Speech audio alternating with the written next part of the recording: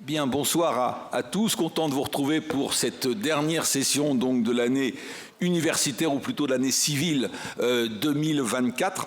Et donc on va terminer en prenant le large, terminer en mettant peut-être déjà le cap sur 2025. Pourquoi? Parce qu'il y aura bien sûr cette rencontre de l'UNOC très importante à Nice avec tout un tas de chefs d'État donc en juin 2025. Et cette rencontre de l'UNOC est organisée par deux pays, le nôtre, qui est la puissance invitante, et le Costa Rica. Et c'est donc avec beaucoup d'honneur que nous recevons ce soir et Madame l'ambassadrice du Costa Rica, co-organisatrice, qui va nous parler un petit peu de l'UNOC. Et puis, l'UNOC, c'est une chose, mais le Costa Rica, je dirais, est quelque chose d'une ampleur encore plus conséquente. Et ça serait bien de parler aussi, bien sûr, c'est partie de ce dont nous nous sommes mis d'accord, du Costa Rica et la mer. Vous êtes dans la lignée d'un ou d'une ambassadrice par an qui vient dans le cadre des Mardis de la mer, parce que, bon, les Mardis de la mer, c'est la Mardi de la mer et des Français, mais on essaye de sortir de plus en plus, les étudiants étant de plus en plus et heureusement intéressés par l'international et la géopolitique. Donc c'est à la fois pour que vous nous parliez du Costa Rica, à la fois pour que nos étudiants soient formés à tout le potentiel, et je sais que nos deux pays sont très en recherche justement d'une politique maritime active, même si ce n'est pas encore le cas en France. Et donc merci beaucoup de nous présenter un petit peu ce triple volet. Merci beaucoup Madame l'ambassadrice d'être là. Et comme d'habitude, le président de l'Institut français de la mer, Eudes Riblier, va vous présenter à partir de ces différentes fiches de renseignement. Merci Christian. Excellence, ambassadrice de carrière, vous avez un peu plus de 20 ans d'expérience ayant rejoint le service extérieur du Costa Rica en 2002. Vous êtes spécialiste des relations internationales avec une maîtrise en gestion et négociation internationales. Vous parlez espagnol, anglais, français, italien. Vous avez servi à la fois au service extérieur et au service interne de la chancellerie. Vous avez été en poste plusieurs fois en France, 3 fois. Vous avez été en poste en Suisse, au Chili, à l'UNESCO. Vous avez été conseillère du bureau du ministre, chef du département des organismes internationaux à la Direction générale de la politique étrangère de votre pays. Vous avez été chargé de la coopération avec l'Amérique du Sud, les Caraïbes et le Moyen-Orient à sa direction de la coopération internationale. Vous avez été membre des équipes costariciennes dans diverses négociations, forums et projets d'importance pour la politique étrangère de votre pays et coordinatrice nationale de forums régionaux et internationaux. Vous êtes aujourd'hui ambassadrice extraordinaire et plénipotentiaire du Costa Rica en France, ainsi que déléguée permanente du Costa Rica auprès de l'Organisation des Nations Unies pour la science, l'éducation et la culture, l'UNESCO. Vous êtes membre du réseau des femmes diplomates latino-américaines. Vous avez un lien personnel majeur avec la France. Vous avez épousé un Français et vos 2 enfants portent des prénoms qui nous sont familiers, Lucien, Chloé. Vous venez nous parler des relations avec la mer d'un pays extrêmement maritime puisqu'il est bordé par le Pacifique et la mer des Caraïbes. Et aussi d'un pays extrêmement précurseur en matière d'environnement, puisque en même temps qu'en 1949, il décidait d'arrêter toute dépense militaire pour affecter ses ressources au financement santé publique et éducation, il faisait le choix d'un développement respectueux de la nature et des ressources naturelles, d'un modèle de développement basé sur la bioéconomie, la croissance verte, l'inclusion et l'amélioration de la qualité de vie de ses concitoyens. Vous venez nous parler d'un pays qui a des liens profonds avec le nôtre. Le Costa Rica et la France ont des vues convergentes sur la protection de l'environnement et la lutte contre le dérèglement climatique. Le Costa Rica est le premier partenaire commercial de la France en Amérique centrale. Le Costa Rica est membre observateur de l'Organisation internationale de la francophonie. C'est, je crois, le seul pays d'Amérique latine dans lequel l'enseignement du français est obligatoire au collège. Quoi de plus naturel que nos 2 pays soient co-organisateurs de la 3e conférence des Nations Unies pour l'océan à Nice en juin prochain. Merci d'être là ce soir.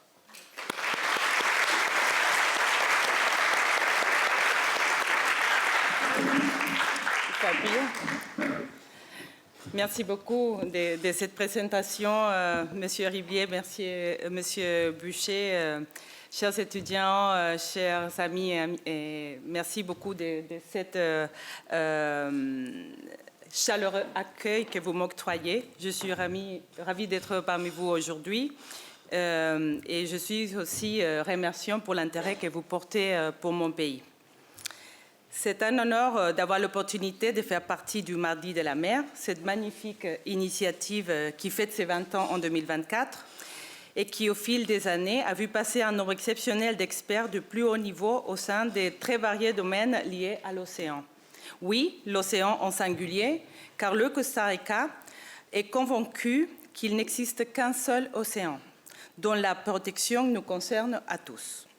Cela dit, permettez-moi tout d'abord de vous dire que le moment choisi pour la séance de cet après-midi ne pourrait être mieux choisi, car nous sommes à 6 mois, presque jour par jour, du début de la 3e conférence des Nations Unies sur l'océan, l'UNOC. À Nice, en juin 2025, le Costa Rica et la France coprésideront une semaine de travaux qui aspirent à faire un véritable percée dans le déploiement de l'action océanique.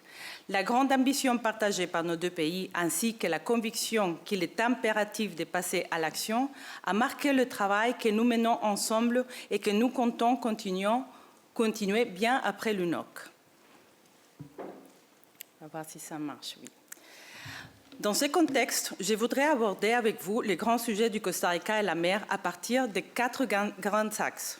D'abord, un petit rappel des conditions et caractéristiques qui font du Costa Rica un pays océanique et qui expliquent notre intérêt à ces sujets. Un regard sur les actions que le pays entame pour gérer ses ressources marines sera la deuxième partie de mon exposition. Ces derniers comprennent la législation, les réglementations et les politiques nationales relatives à l'océan et à sa gestion durable. Troisièmement, je ferai référence à l'action internationale menée par le Costa Rica en défense de l'océan. L'étroite coopération avec la France sera soulignée, bien évidemment. Finalement, je présenterai certains défis auxquels le Costa Rica est confronté dans le contexte de son rapport avec l'océan. Permettez-moi de commencer en soulignant que le Costa Rica profite d'une situation géographique privilégiée grâce à sa position au milieu du continent américain qui lui offre une vaste zone côtière. Le territoire continental du pays s'étend sur 51 000 mètres carrés, tandis que le territoire marin s'étend sur 572 877 km carrés. Vous pouvez le voir ici. Ça, c'est le territoire terrestre et ça, c'est notre territoire marin. Donc 10 fois plus grand. Cela signifie que le territoire du Costa Rica est composé à 92% d'océans et seulement 8% de terre. Ce qui explique pourquoi nous nous intéressons tant à l'océan et à tout ce qui lui est concerné. Le Costa Rica dispose de 1290 km de côtes distribuées sur 2 littoraux, et vous les voyez bien ici aussi, le Pacifique et les Caraïbes. Le Pacifique avec 1016 km et la mer des Caraïbes avec 274 km. C'est un peu plus d'un tiers du territoire littoral métropolitain français. Ces régions comprennent des mangroves, des plages, des estuaires, des zones humides qui représentent des écosystèmes clés pour la biodiversité locale et mondiale. En matière d'influence économique et sociale, les zones côtières couvrent environ 20% du territoire national.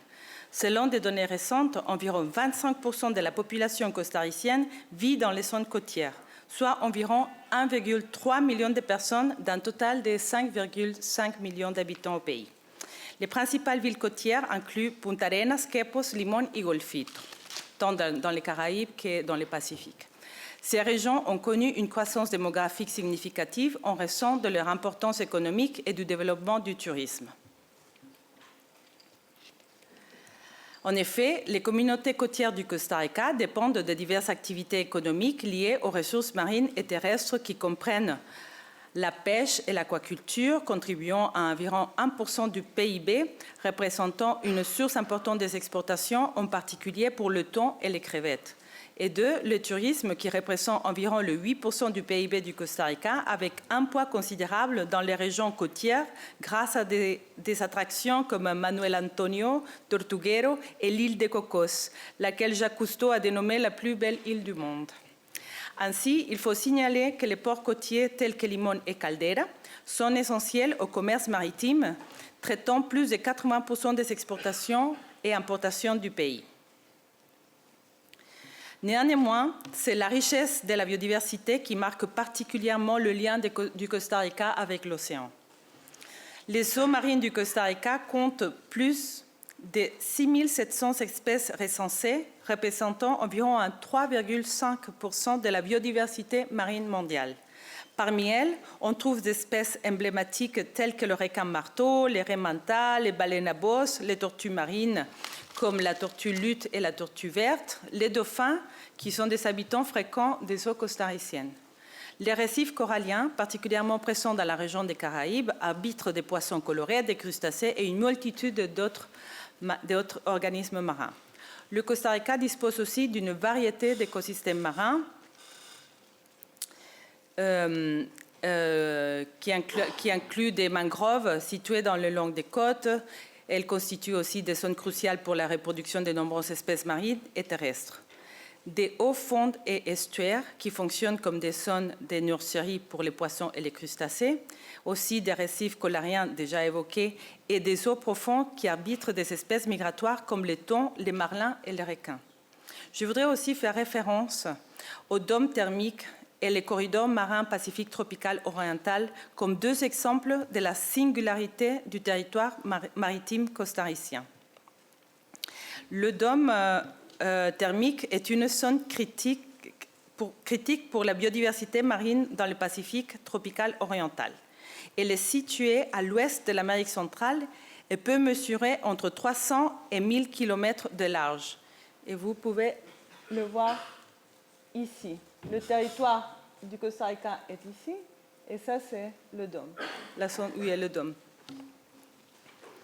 Le dôme est une zone thermique et connue pour sa biodiversité, comme je l'ai dit, marine dans le Pacifique tropical oriental, et il est situé à l'est de l'Amérique centrale. La position moyenne du cœur du dôme est proche de 9 degrés au nord et de 90 degrés à l'ouest dans les zones situées en dehors des juridictions nationales. Son diamètre et sa position varient d'une année à l'autre et selon un cycle annuel qui le caractérise. Il a été détecté pour la première fois en 1948 et depuis les années 50, le dôme a été observé et étudié à plusieurs reprises en raison de la pêche autoproductive qui a commencé à se développer dans la région. Ces phénomènes océanographiques résultent de l'action des vents et des courants marins qui produisent le déplacement vertical des eaux profondes, froides et riches en nutriments qui s'approchent de la surface. Cette remontée mobilise une énorme masse d'environ 3,5 millions de mètres cubes par seconde vers la surface. Lorsqu'elle se rapproche de la surface, les nutriments contenus dans la masse d'eau froide, combinés à la lumière du soleil, reproduisent une importante croissance d'algues. Ainsi, avec une plus grande présence d'algues, le premier échelon de la chaîne alimentaire, il y a plus de nourriture disponible pour les zooplanctons, ce qui provoque une explosion de leur population. Celle-ci se manifeste à son tour dans chaque maillon de la chaîne alimentaire, générant une oasis des ressources dans la mer. Aujourd'hui, le dôme thermique est le site d'une très intéressante collaboration scientifique entre le Costa Rica et la France avec le projet connu comme Argodome.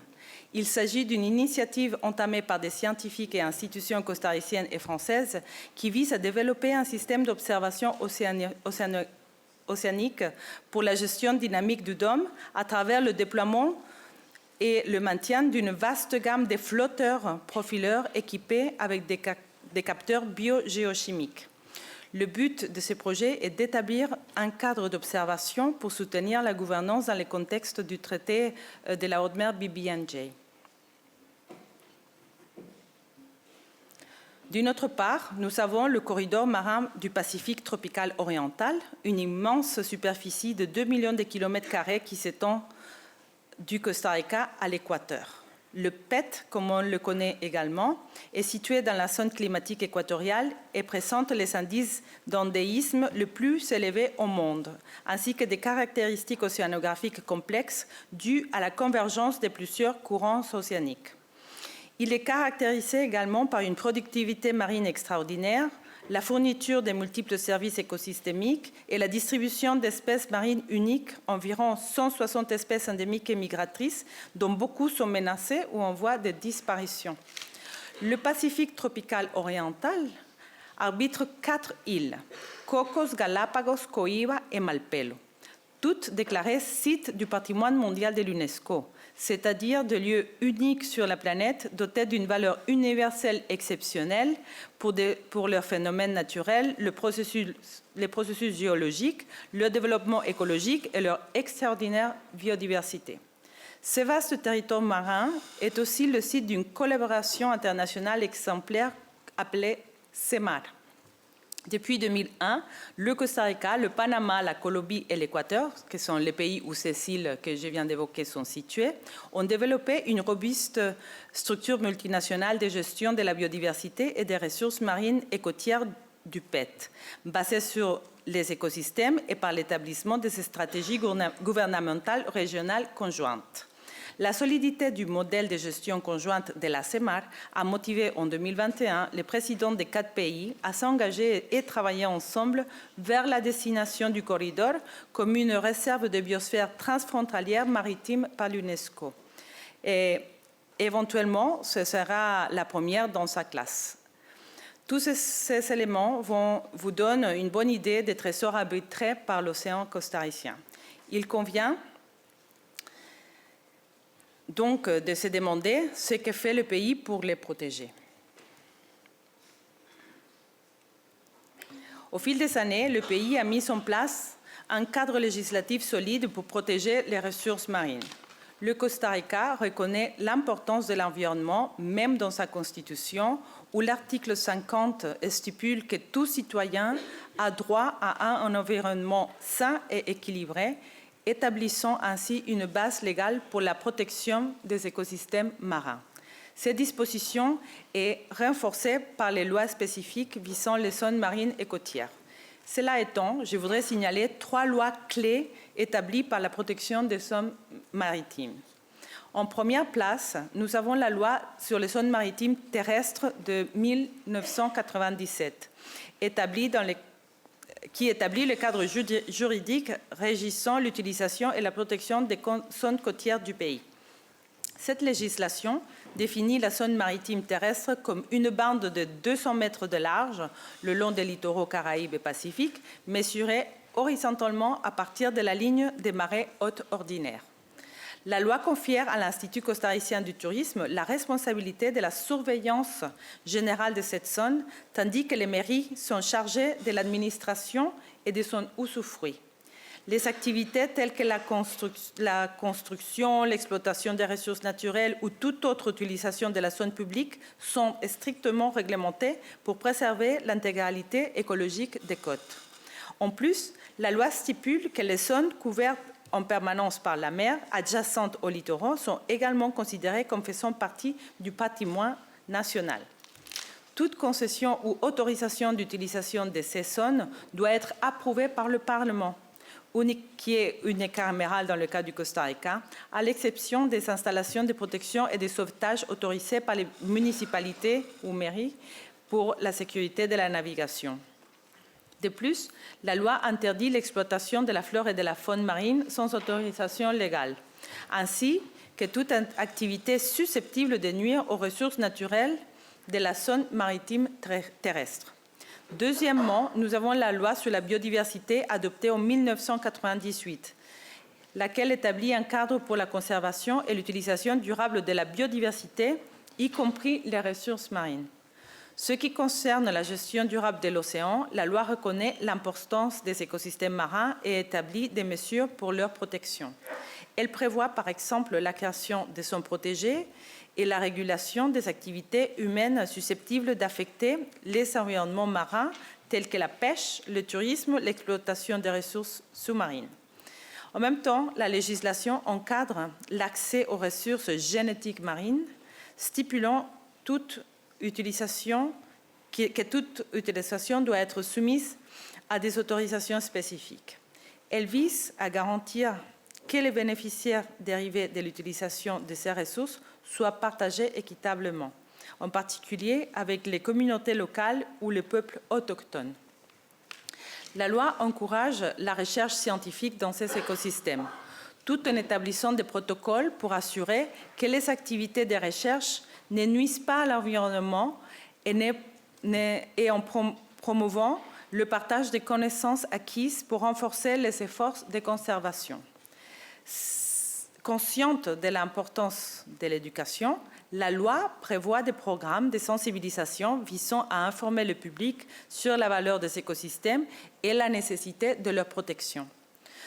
Plus récemment adoptée, en 2005, la loi sur la pêche et l'aquaculture régit les activités de pêche et aquaculture pour prévenir la surpêche et encourager la durabilité.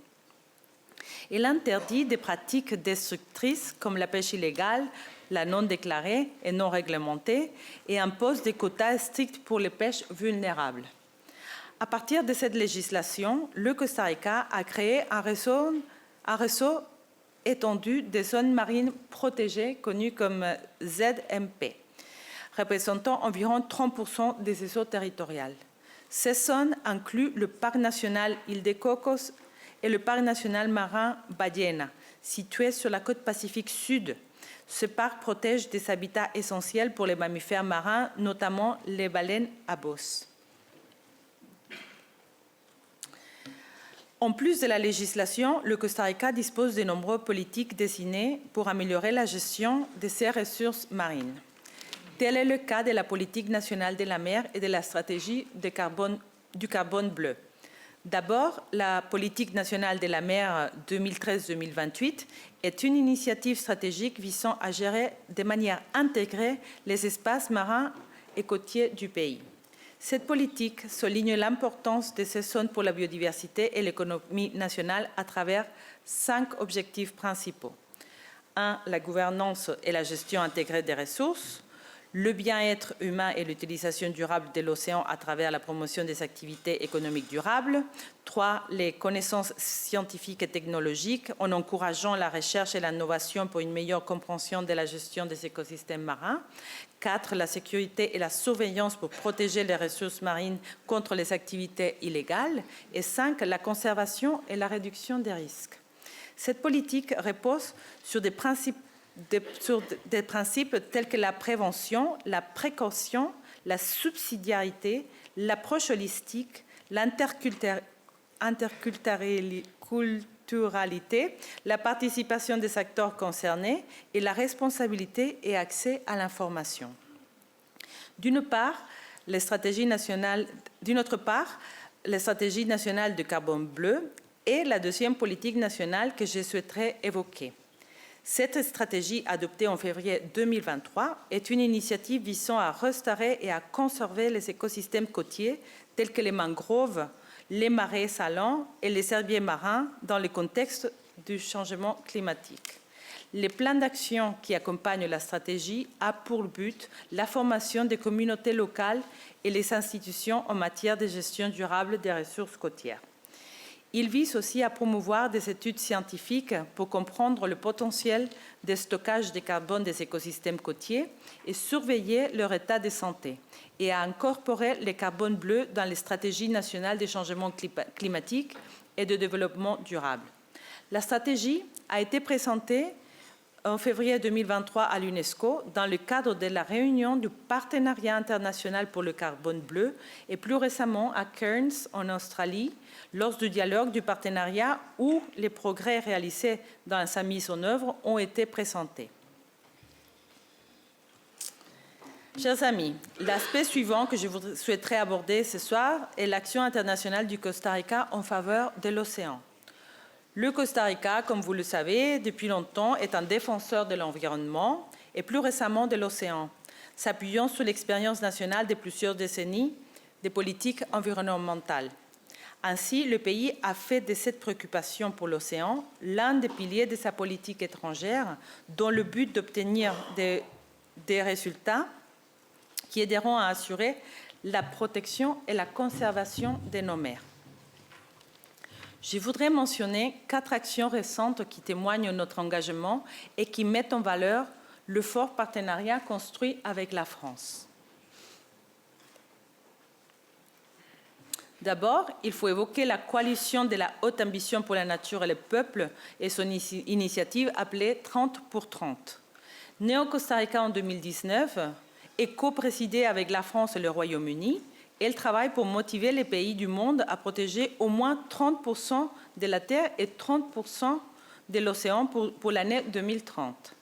Aujourd'hui, la coalition compte de 120 membres et vient de recevoir le prix Earthshot, créé par le prince William d'Angleterre en 2020, visant à célébrer et soutenir les initiatives, les pays, les personnes ou les entreprises qui cherchent à apporter des solutions innovantes aux problèmes liés au climat et à l'environnement. Avec l'extension de la zone protégée autour de l'île Cocos en 2021, le Costa Rica a atteint l'objectif de protéger au moins 30% de son territoire maritime. Deuxièmement, je souhaiterais faire référence au traité international pour la protection de la haute mer et la biodiversité marine, l'accord BBNJ. Le Costa Rica a participé très activement aux négociations de cet instrument et a été en fait le deuxième pays à signer l'accord en septembre 2023. Et il est désormais en procès de ratification au Parlement. Le pays développe un agenda ambitieux pour promouvoir l'entrée en vigueur et rapide de cet accord, lequel la France a déjà ratifié il y a quelques semaines. Le troisième volet que je voudrais évoquer est l'appel lancé par le Costa Rica pour l'adoption d'un délai de précaution pour le début de l'exploitation minière dans les fonds marins jusqu'à ce qu'un cadre juridique soit mis en place et que les dommages potentiels puissent être évalués. Le pays travaille selon cet objectif depuis juillet 2022 et compte avec le soutien de la France et des 25 pays concernés pour ce qui pourrait être un début prématuré et irresponsable d'une activité qui risque d'avoir de graves répercussions sur la totalité de l'océan.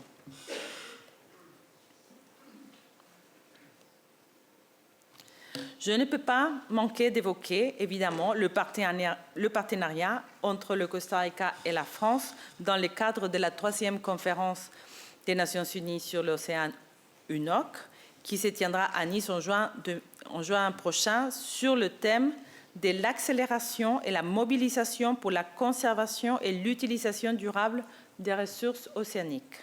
En effet, le déroulement de l'UNOC l'année prochaine, co-dirigé par nos pays, sera une excellente occasion pour les parties prenantes de travailler de façon efficace en soutien de la mise en œuvre de l'ODD 14.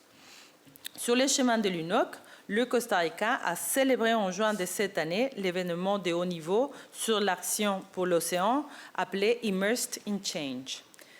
Cet événement a été conçu comme une occasion de partager les meilleures pratiques et les expériences réussies pour l'action en faveur de l'océan. Au cours des 8 panels organisés, des sujets tels que l'économie bleue en tant que moteur de prospérité, la technologie des satellites, la lutte contre les engins de pêche fantômes et la mise en œuvre efficace des accords internationaux ont été abordés. L'événement a également permis aux autorités de haut niveau de tenir des discussions à huis clos sur des questions telles que le soutien pour l'entrée en vigueur rapide de l'accord BBNJ que nous avons déjà évoqué, l'ambition de l'UNOC à Nice et la promotion de la déclaration intitulée « La paix pour l'océan ». Cette déclaration est une initiative promue pour le Costa Rica comme un appel mondial à la prise de conscience du rôle de l'océan sur la planète et à la mise en place d'actions concrètes nécessaires pour changer notre interaction avec lui, en assurant un équilibre entre la conservation et son utilisation durable. Un autre résultat important de Immersed in Change a été l'exercice du partenariat entre 2 projets et des éventuelles opportunités de financement. Ça, c'était une façon novatrice de vouloir mettre en contact des initiatives locales, soit du Costa Rica ou des autres pays, avec des potentiels partenariats qui pouvaient financer pour qu'ils continuent à marcher. Sur la base de notre expérience, lors d'Immersed Change et dans la perspective d'une conférence orientée vers l'action, nous ne cessons pas d'encourager les divers acteurs pour l'action océanique et à soutenir d'autres processus internationaux. Nous pensons que l'impact de ces engagements volontaires va bien au-delà de leur nombre et qu'ils sont innovateurs dans la mesure où ils permettent à chacun de s'impliquer et de contribuer à inverser la tendance de la dégradation de l'océan.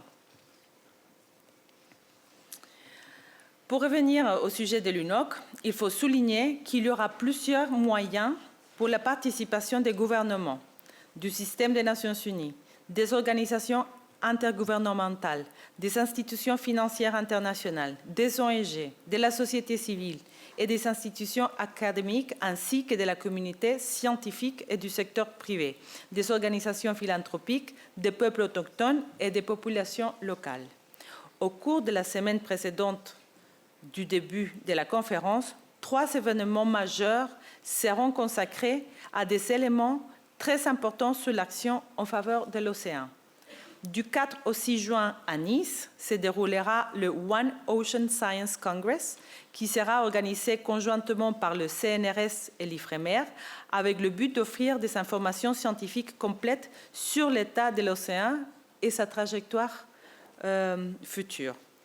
Toujours à Nice, mais le 7 juin, aura lieu le Ocean Rise and Coastal Resilience Coalition Summit, événement qui lancera officiellement une coalition en réunissant des élus et des fonctionnaires des villes et des régions côtières, ainsi que des États insulaires menacés par l'élévation du niveau de la mer. Au même moment, le 7 et 8 juin, à Monaco accueillera le Blue Economy and Finance Forum, un espace qui vise à encourager tous les acteurs dans la création d'une nouvelle économie océanique génératrice et durable. Lors de l'UNOC, des groupes d'action sur l'océan feront partie de l'ordre du jour officiel de la conférence et seront de nature collaborative et multipartite. Ils se concentreront sur les engagements et les actions visant à soutenir la mise en œuvre de l'ODD 14, notamment par le biais d'une coopération renforcée, en s'appuyant sur les partenariats existants et en stimulant de nouveaux partenariats innovants. Chaque groupe sera présidé par 2 coprésidents et comprendra un modérateur et 4 panélistes. Ils seront suivis d'un débat interactif entre les États et les autres parties prenantes concernées. Les thèmes de ces 10 groupes d'action sur l'océan que vous regardez sur l'écran ont été examinés et adoptés à l'issue d'une réunion préparatoire qui s'est tenue au siège des Nations Unies à New York. Ils sont notés en anglais, tandis que leur traduction officielle est adoptée. Ils incluront une variété de sujets allant à la pollution marine et à la coopération scientifique liée à l'océan. Il faut comprendre que le processus de l'UNOC, si bien il est coprésidé par la France et le Costa Rica, c'est une conférence des Nations Unies. Donc ça veut dire que ça concerne tous les États membres des Nations Unies et tous les sujets qui vont être débattus sont traités et au siège des Nations Unies à New York, en dialogue entre tous les parties, les pays membres. Il faut souligner que nous comptons d'une participation active des États membres Nous comptons sur une participation active des États membres dans la négociation de la déclaration politique qui sera adoptée lors de l'UNOC. Le mandat des pays établis, dont la déclaration sera adoptée par consensus et dont cette dernière devra être brève, concise, orientée vers l'action et convenue par des gouvernements axés sur les domaines d'action accélérée et collective pour soutenir la mise en œuvre de l'objectif de développement durable numéro 14. C'est pour cela qu'une ample participation des États membres des Nations Unies sera cruciale afin de garantir que tous les points de vue et sujets pertinents soient inclus dans la déclaration. Cette déclaration politique ainsi que la liste de tous les engagements volontaires présentés à l'UNOC 3 sera connue sous le nom de Plan d'action pour l'océan de Nice. Alors que le programme officiel de la conférence comprend les sessions plénières et les 10 groupes d'action sur l'océan, des événements parallèles officiels seront également organisés dans le cadre des activités générales qui se dérouleront pendant la conférence. Ce sera une excellente occasion pour les différents acteurs de présenter leurs progrès, leurs recommandations et leurs engagements dans les domaines pertinents de l'agenda international. Nous sommes convaincus qu'en embrassant les piliers de la durabilité, nous pouvons favoriser une ambition collective au-delà des frontières. Nous pouvons développer un récit d'espoir et d'action soutenu par la science et alimenté par la détermination. Il est néanmoins impératif que nous mobilisions des ressources suffisantes, que nous investissons dans la recherche et l'innovation marine et que nous renforcions la capacité des pays en développement à gérer leurs ressources marines de façon durable. Pour clôturer cette allocution, mesdames et messieurs, je tiens à évoquer deux des principaux défis auxquels le Costa Rica, comme la plupart des pays du monde, sont confrontés dans leurs relations avec l'océan. La première est la pollution marine. Les déchets plastiques représentent une part importante de cette pollution qui affecte non seulement les écosystèmes marins, mais aussi les communautés côtières. Chaque année, des tonnes de plastique se retrouvent dans l'océan, menaçant les espèces marines comme les tortues, les poissons et les oiseaux. En dépit des efforts nationaux pour réduire l'utilisation du plastique, comme l'interdiction des sacs plastiques à usage unique, le problème reste significatif en raison de la pollution transfrontalière. C'est pour cela que le Costa Rica est très impliqué dans les négociations en cours pour parvenir à un accord international contraignant sur cette question. Le changement climatique, en deuxième place, aggrave les défis marins du Costa Rica. L'élévation du niveau de la mer menace les communautés côtières et provoque une érosion accrue. Par ailleurs, le réchauffement de l'océan affecte les récifs coralliens, entraînant des épisodes de blanchissement massif qui réduisent leur capacité à habiter la biodiversité marine. Les tempêtes plus fréquentes et les phénomènes climatiques extrêmes, tels que les ouragans, augmentent également le risque pour les habitats côtiers et marins, ainsi que pour les populations vivant dans ces régions. Malgré les efforts déployés par les pays pour accroître la résilience de ces communautés côtières, en collaboration avec des partenaires internationaux tels que la Commission océanographique intergouvernementale de l'UNESCO, il reste encore beaucoup à faire pour garantir la sécurité de ces zones. Les défis auxquels nous sommes confrontés ne sont pas isolés, mais les solutions ne le sont non plus. Nous pensons que pour vraiment faire la différence, la cohérence et la collaboration doivent devenir les pierres angulaires de notre stratégie mondiale. L'intégration des différents cadres dans un effort unifié nécessite non seulement de l'engagement des décideurs politiques, mais aussi celui de tous les secteurs et de toutes les communautés. Notre génération a l'opportunité et l'obligation de propulser une nouvelle ère de gestion de l'océan qui dépasse les frontières et les disciplines. Le Costa Rica s'est engagé dans cette voie et est heureuse de pouvoir travailler main dans la main avec des pays tout aussi déterminés comme la France pour sauver notre océan et par conséquent notre mode de vie, car la planète B n'existe pas. Merci beaucoup.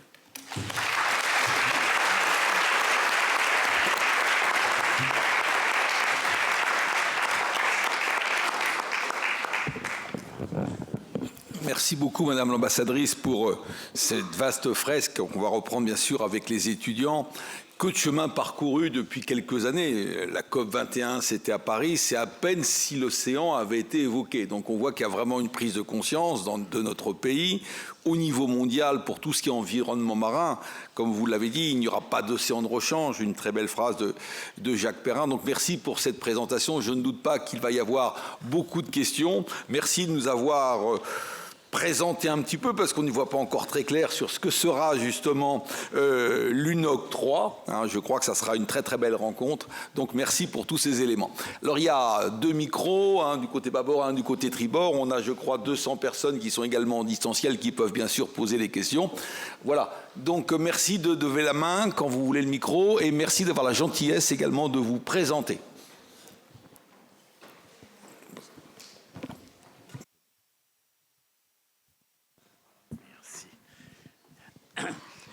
Philippe Enrat, Académie de Marine. Madame l'ambassadrice, je vous remercie infiniment de m'avoir appris ce soir une foule de choses dont j'ignorais tout. Mais j'aimerais savoir si vous avez rencontré dans votre zone économique exclusive des problèmes de pêche illégale menée par des braconniers provenant de pays que je ne nommerai pas, mais enfin situés très à l'est du vôtre. Merci.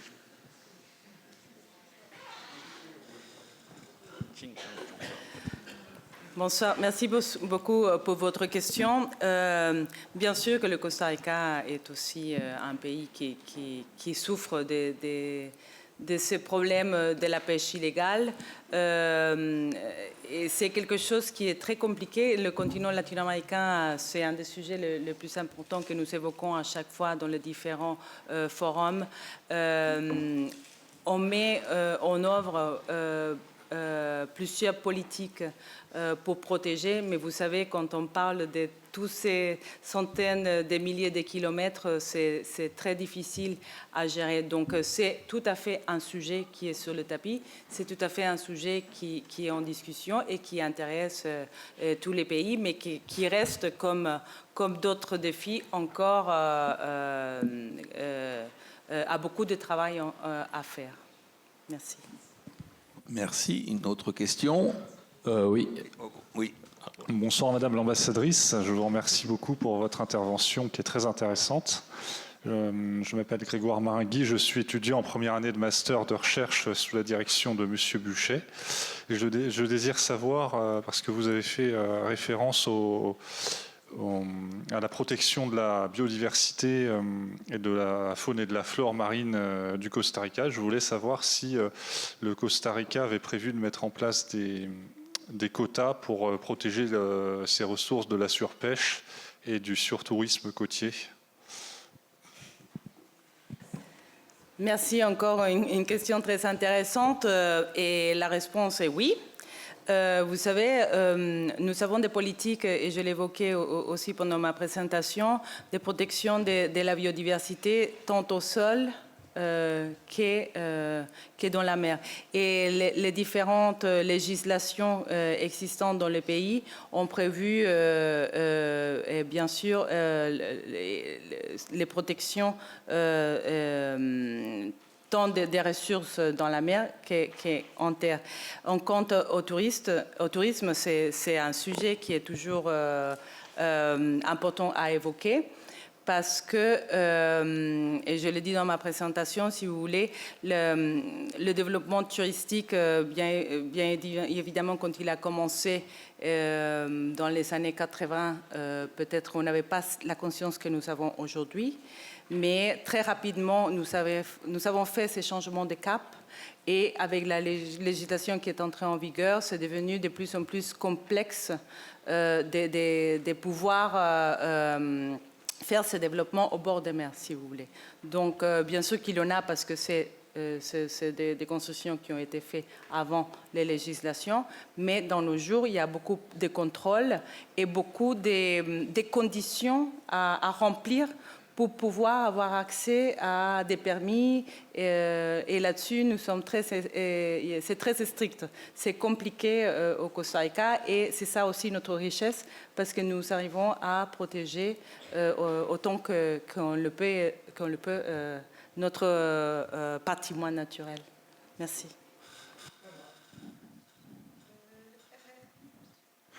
Bonjour madame, je suis étudiant en première année de licence Histoire Sciences Politiques et il y avait une partie concernant les législations et les politiques du Costa Rica et je me suis demandé, est-ce que vous diriez qu'au sein de l'échiquier politique costaricain, il y a une forme de consensus national pour aller, on va dire, dans la même direction dans les politiques de protection de la mer, de gestion des ressources ou de même gestion de la pêche. Merci beaucoup pour votre question. Elle est aussi très intéressante parce que, en effet, nous sommes là où nous sommes et le pays est connu pour être pionnier dans tous les sujets de la protection et la conservation de l'environnement, justement parce qu'on était visionnaires il y a beaucoup de temps, même plus avant beaucoup d'autres pays dans notre région ou dans le monde. Et en effet, c'est une fierté nationale. Donc, évidemment, les contextes des pays peuvent changer un peu. Il y a des défis parfois sociaux ou économiques. Donc, il peut y avoir des nuances. Mais en général, il y a un consensus dans les pays et de la voie qu'on a choisie. Et on cherche à être un pays qui a un développement durable. Donc, qu'effectivement, il y a un développement économique, mais nous avons réussi à développer des programmes qui sont très intéressants. Par exemple, on a commencé à protéger les forêts. Et donc, pour protéger les forêts, on a développé un programme qui s'appelle le paiement des services environnementaux. Donc, on paye les gens pour ne pas couper les forêts, par exemple. Donc, c'est un contrat où les deux parties gagnent. Le pays gagne parce que les sols sont protégés et la personne qui a le terrain gagne de sa forêt sans avoir à les couper. Et avec la politique des carbone bleu dont j'ai parlé dans ma présentation, le but final, c'est ça. C'est pouvoir avoir une compensation économique aussi de la production de carbone bleu. Donc, on cherche à faire un équilibre où on profite et on ne reste pas coincé au niveau économique, mais en procurant un développement qui soit durable. Une question peut-être connexe à celle-ci. Quelle est l'attitude de la population du Costa Rica par rapport à la mer? En France, les Français ne sont pas forcément toujours tournés vers la mer. On n'est pas toujours conscient des opportunités que la mer peut revêtir pour notre pays ou pour l'Europe. Qu'en est-il du Costa Rica? Est-ce que vous êtes naturellement tourné vers la mer ou la mer fait peur dans une tradition, je dirais, historique ancienne? En fait, le Costa Rica, le territoire, c'est un petit pays et c'est pas très large, c'est étroit, enfin, c'est assez étroit. Et donc, le fait qu'on a les côtes dans les deux côtés du pays fait que forcément, un cinquième de la population habite dans les zones côtières. Donc, il y a une relation qui est très étroite, qui est culturelle aussi, parce que c'est des populations qui habitent au bord des mers depuis des siècles et donc qui ont développé toute une culture autour de la mer et les ressources de la mer. Par exemple, autour, je ne sais pas, de la tortue, autour des baleines, autour des récifs, etc.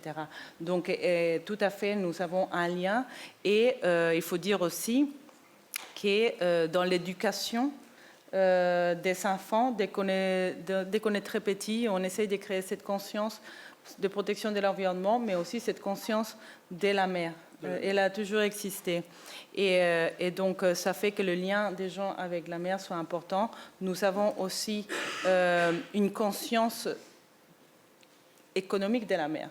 Parce que, bon, il y a les pêcheurs, il y a beaucoup de femmes, des femmes, des petits groupes coopératifs des femmes qui travaillent les ressources de la mer et qui travaillent le tourisme à partir de la mer. Donc c'est tout à fait très important dans la population. Merci. Je crois que monsieur voulait intervenir depuis longtemps. Oui, merci beaucoup. Juste pour une chose, je m'appelle Jean-François Frac. Je suis donc retraité et breton. Donc je m'intéresse beaucoup donc à... S'il vous plaît, prenez le micro, que nos auditeurs distants vous entendent. Il a lui-même, il faut le porter très près de la bouche. Ça marche? Vous m'entendez? Non, ça marche, ça marche. Il faut le porter comme ça. Voilà. Oui. Donc juste deux petites questions concernant notamment l'aspect phénomène donc Niña et Niño. Est-ce que vous avez pu constater au niveau du dôme thermique des modifications par rapport donc à ce que vous avez dit précédemment? Ça, c'est ma première question. Et ma deuxième question, c'est concernant la conférence de Busan qui a eu lieu donc en Corée du Sud récemment sur le plastique. Vu le fiasco que ça a été, donc quel est votre positionnement par rapport à ça et qu'est-ce que vous en pensez par rapport à la future conférence de juin 2025? Merci. Merci beaucoup pour vos deux questions. Sur l'impact del Niño et la Niña sur le dôme thermique, je ne pourrais pas vous donner les informations précises parce que je ne les sais pas. C'est quelque chose qui est assez technique. Mais il faut dire qu'en effet, le Costa Rica, c'est un pays qui souffre les conséquences de ces phénomènes, notamment El Niño. Et donc, c'est un peu... ça va au-delà aussi des choses que les pays tout seuls peuvent faire, n'est-ce pas? Ce sont des phénomènes qui nous affectent à tous. Donc, c'est de là aussi cette position qu'a pris le Costa Rica de se référer à l'océan comme un seul, parce que nous pensons qu'il est interconnecté, que tous les océans et les mers sont interconnectés, donc il n'y a qu'un seul océan et que ça nous concerne à tous. Donc, au sujet de ces phénomènes, c'est quelque chose qui arrive et que les pays, tout seuls, on peut faire. Donc, c'est quelque chose vraiment qu'il faut aborder ensemble. Et ça me donne pied pour passer à votre deuxième question par rapport à la négociation qui a fini la semaine dernière, je crois, en Corée. C'est complexe, c'est un sujet complexe. Le Costa Rica ne baisse pas les bras. C'est vrai qu'il y a beaucoup des intérêts et quand il y a des intérêts économiques, c'est très compliqué d'aborder les questions et les sujets qui sont sensibles. Mais notre action, elle est toujours focalisée sur la création des consciences parce que ça nous concerne tous. L'océan produit, si je ne me trompe pas, 70% de l'oxygène que nous respirons. Donc, on peut avoir beaucoup d'argent, mais s'il n'y a pas d'oxygène à respirer, qu'est-ce qu'on va faire avec? Je parlais de ça par rapport au fait qu'on parle de continent plastique dans le Pacifique et maintenant dans l'océan Atlantique. Oui. Je vois aucun pays qui réagit par rapport à ça. Non, mais c'est un sujet qui est évoqué. Hein. C'est un sujet qui est évoqué et c'est un sujet qui va être traité aussi dans les panels qui vont avoir lieu à l'UNOC. C'est un sujet. Le plastique, c'est un sujet qui va être traité. Merci. Question peut-être de nos internautes. Gabriel Madelin indique qu'on a bien compris les protections marines prises côté Pacifique, mais qu'en est-il sur la partie Caraïbes? Est-ce que les actions sont du même ordre? Est-ce qu'il y a des difficultés particulières ou des façons de travailler particulières sur une côte et sur l'autre côte? Non, non, pas du tout. C'est vrai que peut-être on a eu l'impression qu'on parle plus des Pacifiques, mais c'est vrai qu'il y a 1200 km de côte pacifique et 274 du côté Caraïbes. Mais non, les deux côtés sont concernés de la même façon. C'est vrai aussi que les questions sont différentes aussi, les problématiques, et pour du bien ou pour du mal, sont différentes, mais tous les deux, enfin, quand on parle de nos côtes, c'est en égalité toutes les deux.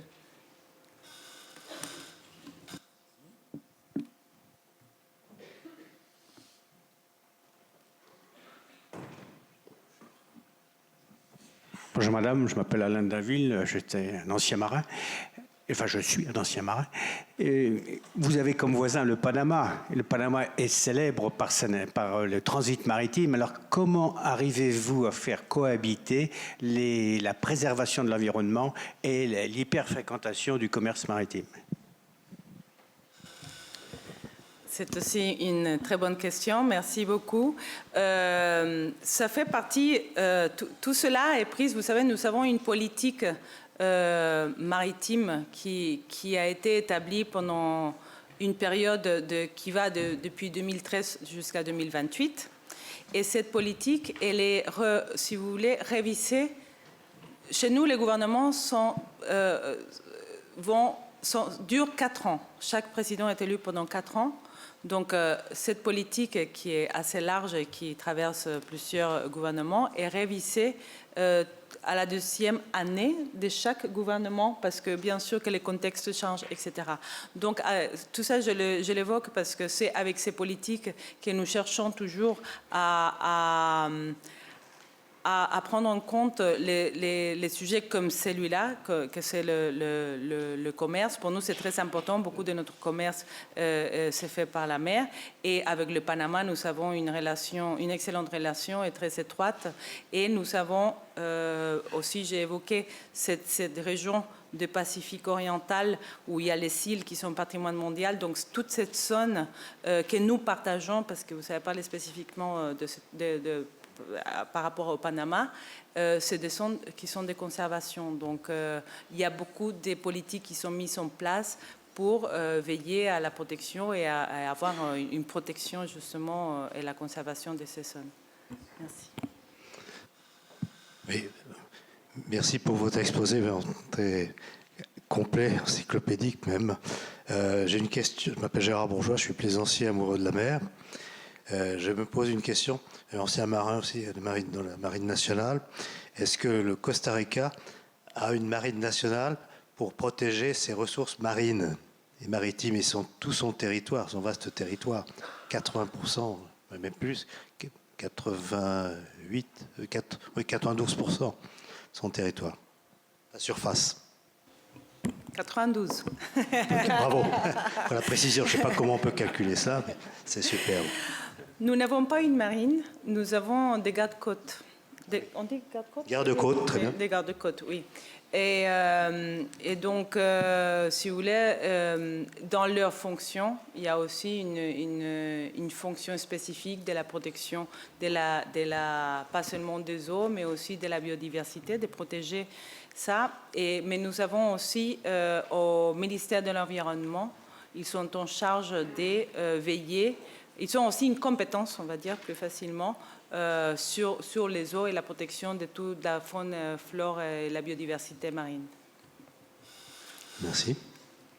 Et c'est votre garde-côte qui est également en charge des problèmes de circulation de drogue dans les eaux, ou bien c'est la douane, ou bien ce sont d'autres administrations maritimes, parce que vous êtes un territoire de passage de drogue du sud vers le nord. Bon, il y a du passage terrestre, mais il y a sûrement beaucoup de passages maritimes. C'est une compétence de qui ?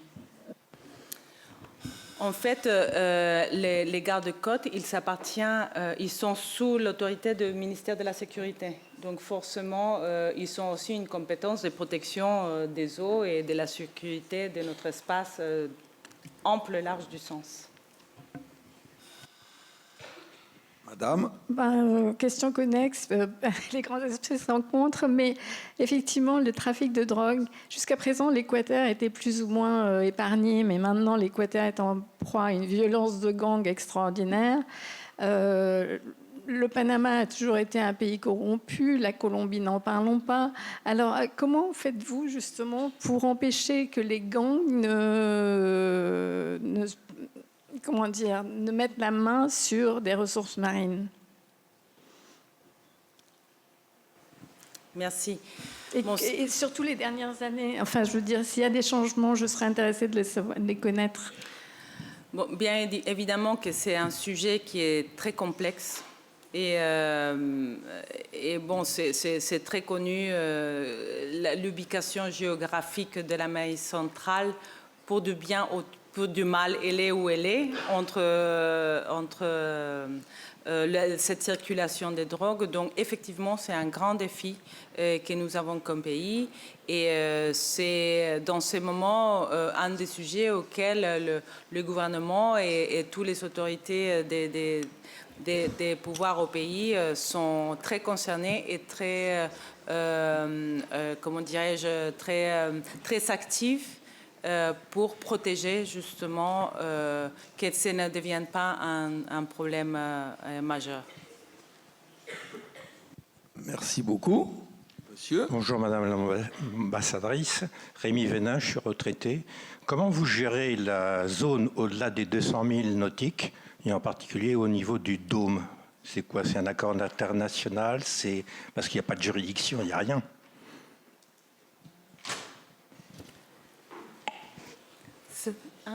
Ça, c'est une question complexe et je ne m'aventurerai pas à donner une réponse parce que je n'ai pas la réponse certaine. Mais il faut dire que il y a beaucoup, autour du Dôme, il y a beaucoup d'investigations en fait. Et il y a beaucoup comment on dit de recherche. Des recherches. Oui, mais c'est en dehors de toute juridiction. Oui, mais ce que j'allais dire, c'est que si, il y a des coopérations avec des autres pays et avec toutes ces recherches qui s'est fait autour, ça donne une espèce de protection aussi à ces endroits qui sont en étude. D'accord, parce que c'est le même problème avec toutes les recherches minières sous-marines. Ouais, c'est justement un sujet auquel... Est-ce qu'il y a dans les futures réunions une réflexion sur cette juridiction éventuellement internationale?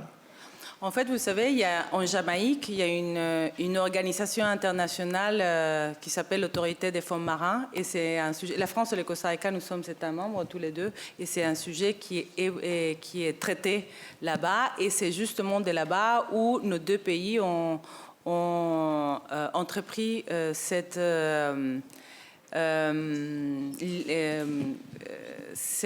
leadership envers cette cause précatoire, des précautions pour ne pas exploiter les fonds marins jusqu'à ce qu'on puisse avoir des informations certaines et scientifiques qui nous puissent nous dire quel est le mal ou les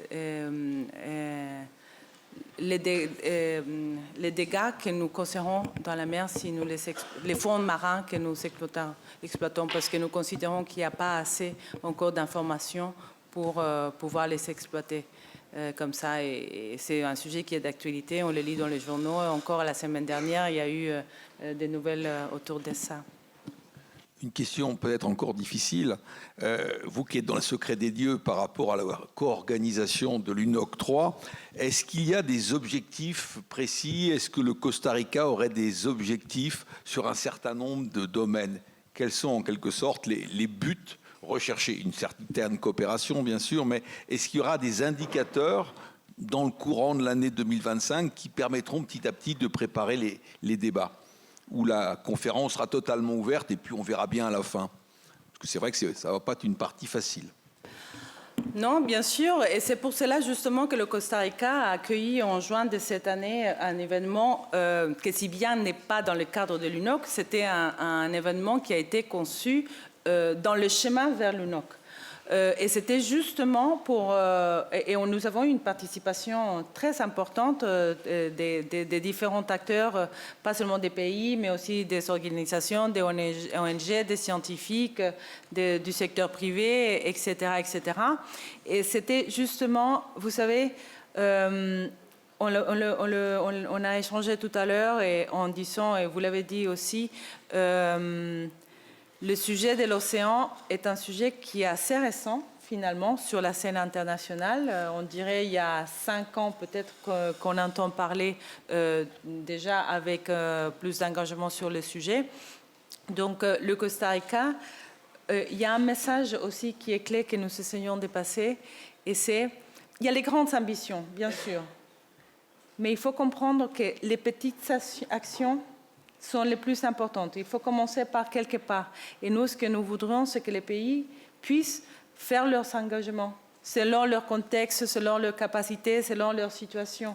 Donc, le Costa Rica travaille pour ça et essaye bien sûr de travailler dans tous les sujets que nous avons évoqués, mais aussi de créer cette conscience de l'importance de l'engagement, que les pays doivent proposer des actions concrètes, grandes ou petites, ça dépend de chacun, mais qu'il y ait un engagement pour améliorer la situation et la préservation, la conservation et l'usage durable de l'océan.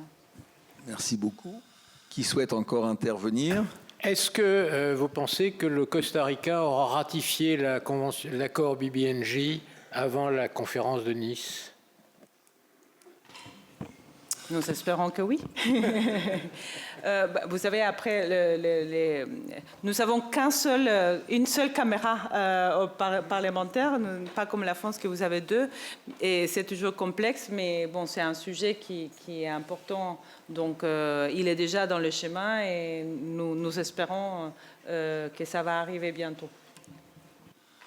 L'Institut français de la mer était très partie prenante dans cet accord et Eudes Réblier et Catherine Chabot et tout l'IFM ont beaucoup porté ce projet BBNJ en France, effectivement. Qui souhaite encore intervenir?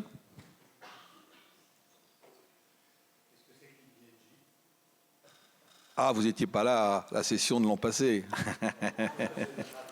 BBNJ, c'est l'accord international sur la biodiversité au-delà des limites des juridictions nationales, c'est-à-dire l'accord qui permet à la fois de créer des aires marines protégées en haute mer et également de voir comment on répartit les bénéfices de ce que l'on peut découvrir comme molécules dans l'océan. Voilà, c'est un accord qui avait 4 versants, mais dont les principaux pour nous sont effectivement la capacité de faire une protection de la haute mer, des espaces au-delà des juridictions nationales par création en particulier d'aires marines protégées, et puis le partage des bénéfices.